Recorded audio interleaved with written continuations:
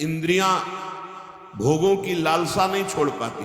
बुढ़ापे में भी गंदी बातें मन में सब वैसे ही भरी रहती जैसे जवानी में बनी रहती। यदि बाल्यावस्था से भजन का संस्कार नहीं डालोगे तो बुढ़ापे में भजन नहीं होने वाला। दूसरी बात कही थी कि दूसरे की निंदा करने से कुछ तुम्हें मिलता नहीं है, तुम्हारे पुण्य नष्ट हो जाते हैं और उसका पाप तुम्हारे ऊपर आ जाता है। तीसरी बात कही थी, यदि भक्तों की निंदा करोगे तो सकल सुकृत नष्ट हो जाएंगे, कई जन्मों के किए हुए पुण्य तुम्हारे उसी क्षण नष्ट हो जाएंगे जब भक्त निंदा करोगे, भक्त अपराध करोगे। भक्तन निंदा अति बुरी भूल करो जिन कोय, किए सुकृत सब जन्म के छिन में डारत खोए। सब जन्म के छिन में डारत खोए। एक क्षण में भक्त निंदा जैसा कोई महापाप नहीं, वो सब तुम्हारे पुण्यों को नष्ट कर देगा।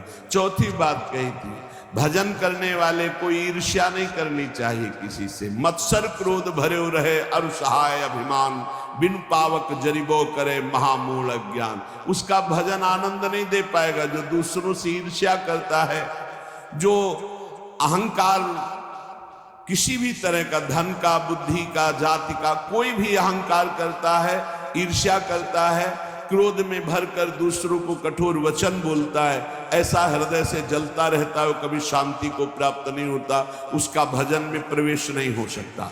अब सुनो कैसे भजन में प्रवेश करें। पहले स्वभाव गंभीर बनाओ। अब सुनी भजन की रीति, कछु होई महादृढ़ धीर, कोऊ थाह न पावई। ना बोलना ही सबसे उत्तम स्थिति प्राप्त करने का उपाय है।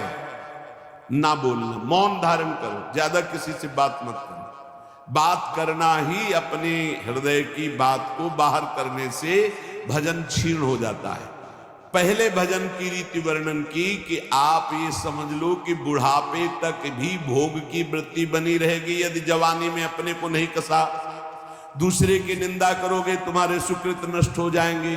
भक्तों की निंदा करोगे बहुत जन्म के सुकृत नष्ट हो जाएंगे। ईर्ष्या करोगे, क्रोध करोगे, अभिमान करोगे, भजन मार्ग में प्रवेश नहीं होगा, जलते रहोगे। अब भजन करने वाले का स्वभाव कैसा होना चाहिए? गंभीर। जितना प्रश्न हो उसमें भी सावधानी से, सारांश में अगर बोलना है तो बोल दो, नहीं कोई जरूरी नहीं आप साधक हो, मौन होकर निकल जाओ।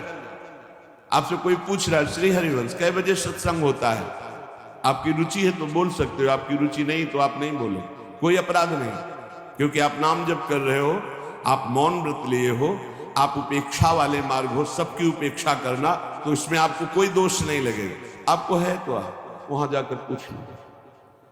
ज्यादा बोलोगे तो प्रपंच बढ़ेगा, तो आप जाइए उन लोगों से पूछ लीजिए, मुझे ज्ञान नहीं, चल। या फिर बोले ही नहीं, मानो सुना ही नहीं, पागल जैसी चेष्टा करके निकल गए कि इसको सुनाई नहीं देता क्या, नहीं बोले। आपका भजन चल रहा है इसलिए कभी कोई अपराध नहीं बने। कोई बोला राधे श्याम, आप उत्तर नहीं दे रहे तो आपको कोई अपराध नहीं, क्योंकि हर समय वो तो एक बार बोला राधे श्याम, यहां तो हर वृत्ति राधे श्याम में ही है। गंभीर स्वभाव, कोऊ थाह न पावई जहां नीर गंभीर। जैसे जहां अगाध जल होता है कोई था नहीं ले सकता, ऐसे ही साधक का अपना स्वभाव बनाना चाहिए। उच्छृंखल स्वभाव नहीं बनाना चाहिए, बहुत बातचीत करने वाला स्वभाव नहीं, गंभीर, चुप, शांत। जाको जैसो भाव है मन में धरि विश्वास, कर्म धर्म अरु लोक कुल तोरे सबकी आस। जिसका जो भाव है वही सिद्ध होता है। गुरु प्रताप से भाव धारण किया जाता है, मनमानी नहीं।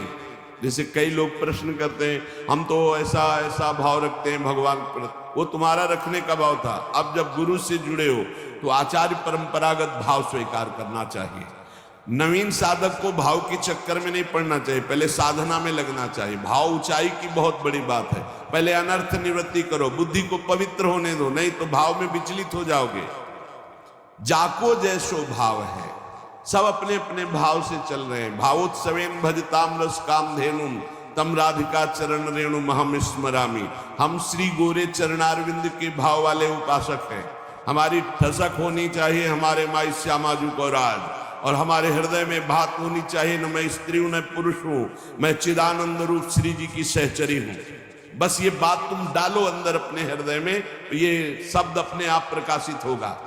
जाको जैसो भाव है मन में धरि विश्वास, दृढ़ विश्वास धारण करो कि मैं श्री जी की सखी हूं, मैं प्रियाजू।